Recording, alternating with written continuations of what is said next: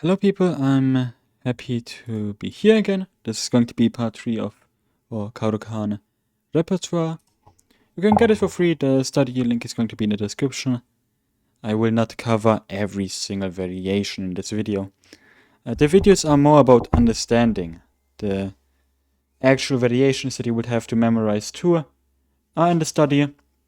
So this time it's going to be about the exchange variation, where white takes on d5. In the first part we covered the most popular variation, the advanced variation. In the second part I covered the classical knight to c3.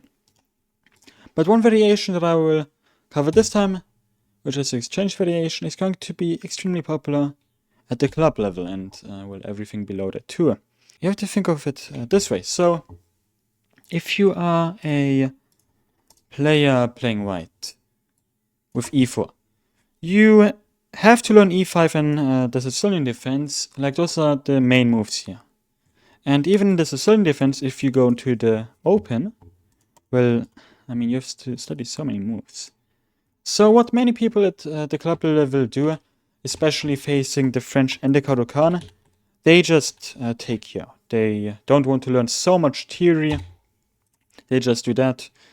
So this is what I'm going to cover this time. You will get it a lot of times if you do play the Caro Kann. Let's see the first variation.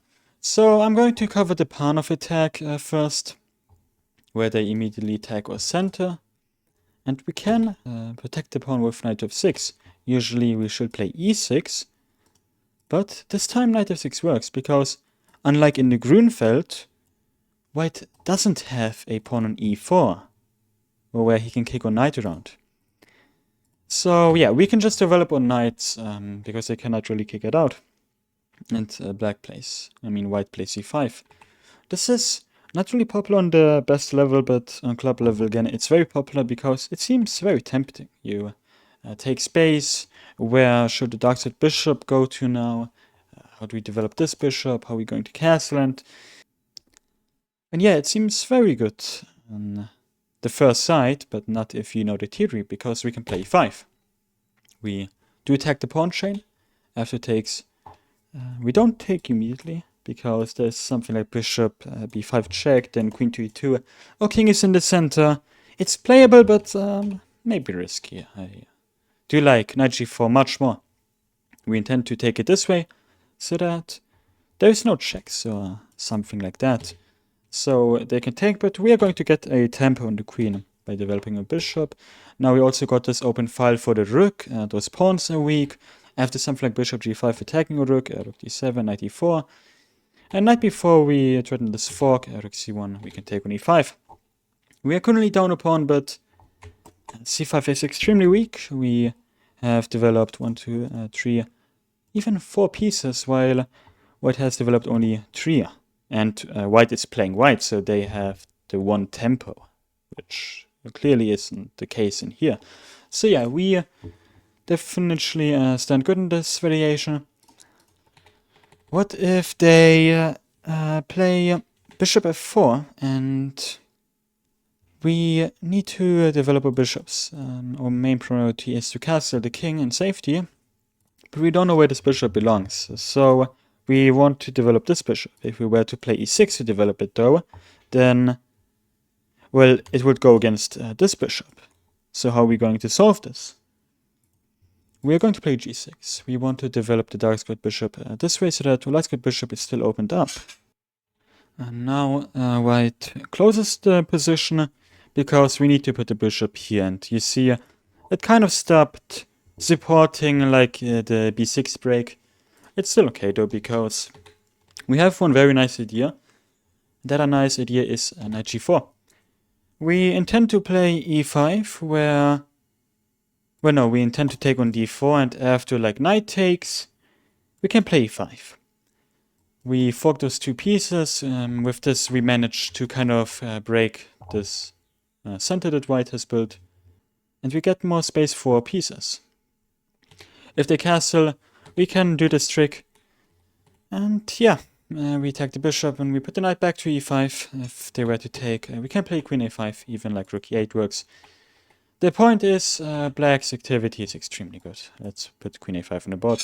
This bishop is very active, this knight is active, this queen is active, the rook can go here. Yeah, it's very good for black. Alright, well, one more variation to show. Instead of castling, I think h3 is a very natural move to play. We can still play it though. e5, so after takes, queen takes a6. We can do it so that white has no castling rights. If they were to take us, we could take back. So, king has to go, and after takes, the rook is attacked, rook a7, so... Yeah, this pawn is very weak, our rook can slide over anywhere, this rook can go here, this bishop is very strong, this knight is very active. The queen can go wherever she wants. We are down 2 pawns, but this is very nice for us. Black has no problems in this position. That is this variation. Let's see, what if they take here? We take back, and after bishop c4 we can play a good move, which is bishop e6. We build a little trap here. Like, what if they were to play knight f3, for example, okay? We take here, and now you see this queen is attacked and this bishop is attacked. If you think, well, okay, queen b3, we can just take and go back. So we won a piece in this variation.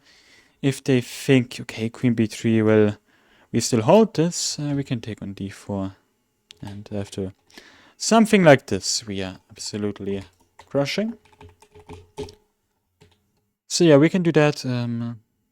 We have no way of developing this bishop as this bishop is in front of our pawn. So we develop it this way. Yeah. Knight f3, castles, and yeah. The point is, in this variation, d4 is an isolated pawn. Well, we have this very nice pawn structure. That is with it. This variation, well, now one more thing I want to show you. If they don't take, but play knight to f3 instead, we can pin the knight. If they allow us to pin the knight, we would. And now we can develop the bishop this way. And there is so much more variations, like, I can show you this real quick. There is so many more variations alone from this position, but I won't cover them in this video, it's way too much. Look at the study yourself and you can look at that. But okay. So yeah, they allow us to pin this knight, and here bishop to e2. In the other variation they took then, but here we will cover bishop to e2 only. Yeah, e6, but now we can develop this bishop on e7. We don't need to play g6 anymore. So yeah, bishop to f4, we create this isolated pawn after like bishop takes castles, bishop to e2, as this pin is very annoying. We can play queen b6. b2 is attacked, d4 is attacked. There is many weaknesses for white. So black is definitely playing for the win here. 2 more variations to go. What if they play bishop g5? They kind of copy us, but that's okay. We just play knight e4, and of course you shouldn't just learn openings to learn them, but you should also get better. You can actually kind of keep this idea in mind. In openings like the Trompowsky, for example, if the bishop goes here, you can very often put the knight on e4. Attack the bishop, where if they do go back, well, we simply continue. Bishop e5 we can take here. Put the bishop on d6 castles, and bishop h5. We put the rooks on the semi-open files, maybe queen on c7. So yeah, that's the variation. The last variation that I will cover in the exchange variation here in this video is if they play bishop g5 immediately. Now, playing knight d4 immediately wouldn't work. The reason it worked in other variation was because there was a knight on f3 and there was a bishop on g4. So taking would mean that this knight is attacked, but it's pinned on the queen. Here, on the other hand, it's not. So We cannot play knight e4, we need to take on c4. Bishop takes h6, and you might be wondering, why don't we take immediately? We can, but it's good to include h6 and then we can take. So yeah, after takes some long castles, for example, we just stabilize the knight. After f4, they attack it again. We can just attack the rook. After knight to f3, we take. Taking on f3 would be very risky again after like bishop e5, king e7, and knight d5. Check, this knight is pinned. Way too risky, I don't believe in this. So yeah, rook c8, we attack this bishop. They counterattack though with f takes e5. And knight e6, taking here wouldn't really be great. They would just develop a bishop. So yeah, we get the stubbled pawns. But it's okay, it's absolutely okay. White has those 2 pawn islands, while we are just up a pawn. So yeah, knight g5 would be a nice attacking piece. And the bishop can develop. And the rook can, yeah, I mean, they could just work together in some way. Put the king in the center in endgame. So yeah, just try to make something out of this, and this was the exchange variation. It's not really going to be so big with the ideas and with the variations, because it's not so pressing for white. It's really not the most ambitious choice for white if they want to win. The exchange variation is really the variation that I would be the least concerned about as a Caro Kann player.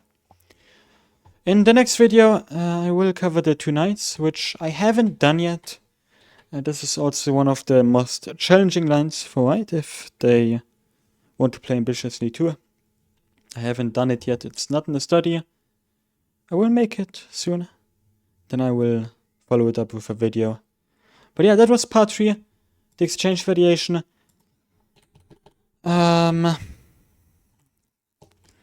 It's pretty much the third of 4, no, let's say 5 very popular variations. The 2 other very big variations that we need are the 2 knights and here the fantasy variation. Those are the only very big variations that we need from now on. Well, I wish you could learn something. This is the exchange variation, and see you soon.